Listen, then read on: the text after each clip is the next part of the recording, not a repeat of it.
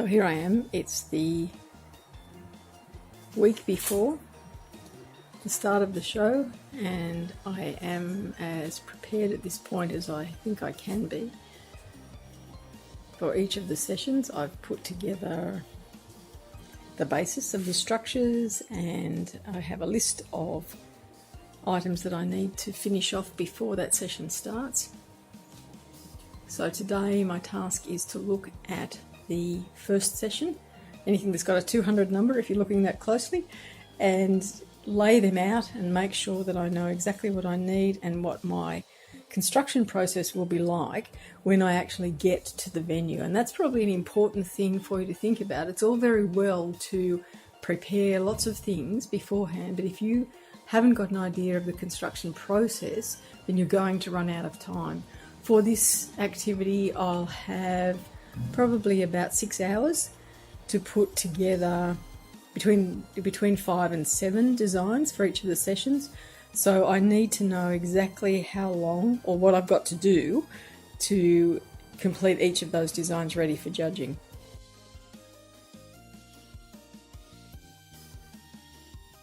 So what I'm doing now is just making my mounting. I'm using a climbing frame, tomato climbing frame, and just attaching some conifer cuts to it in a couple of places with some paper covered wire. It's just a matter of going around the stem and around a bit of the frame and a couple of twists. The important part of that in terms of competition is making sure that your ends are neat, and for this I'm tucking it back inside the frame so the ends actually won't be seen. You will be able to see where it's been tied on in some places, but you won't be able to see the ends. Just continue doing that. We've got a range of choices. I just want to have maximum coverage. I still want a little bit of air through it, of space through it, plenty of space through it, because what will happen with this design, as you'll see, is that there's a cloud that comes across the middle here, so I want the mountain and the mountain foliage coming up through the cloud as part of the design, and then it will go down to the sea on the other side. So I probably will attach, at this stage, at early preparation, I'll just put the foliage on because this is lasting, doesn't need water, it won't deteriorate in the week before this has to be staged. So it's a good one to get prepared beforehand with conifer foliage. Just twisting it around so it'll actually hold itself reasonably well, so I can find the best tie points for it. What I probably will do is I'll leave myself some space so I can get some little vials in, so that I can put probably some white little flowers in to pick a bit of snow coming through the mountain onto and bring it down onto the base where it will go towards the sea. So I'll just keep doing that, and I won't talk so that I can concentrate on what I'm doing. So there we have the first pass of the mountain. As you can see, I haven't made it particularly symmetrical or even. I want it to look like it is a mountain tree, so a little bit more in the natural fall of the foliage. As you can also see, I've left the base uncovered because this will sit on an oasis or a floral foam quarter or a third block, and there'll be plant material out of that runs through towards the sea. So I'll be able to add some more of the conifer foliage into that block to join it up. I don't need to have it all the way down and then have to fiddle around it while I'm trying to put the base design together. This branch comes out a little bit. You will have seen me testing it to make sure it's still upright and balanced before I finished it off. I could leave that there, and it's not touching it's not touching the base or the support area, so it wouldn't be an issue, but I'm worried about it being in the way again when I'm doing that base arrangement, so I will trim it off.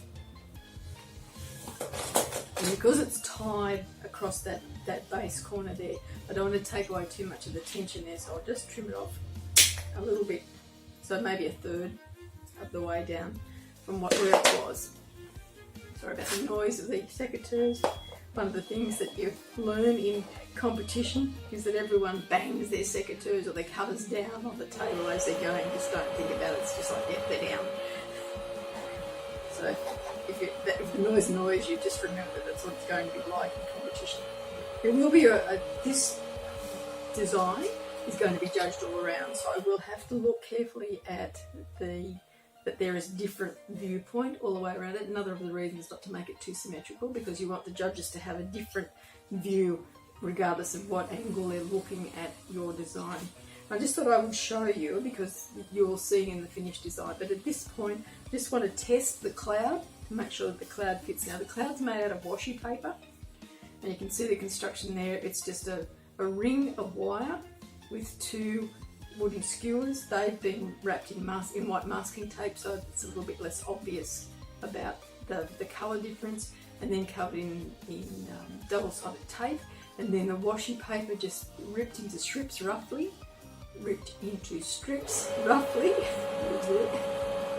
and then wrapped around it. And I've got an extra piece of wire because I wanted a little bit of height to the cloud and a little few dangly down so that it looks like a cloud just passing through, and it will also make it easier for me to fix it to the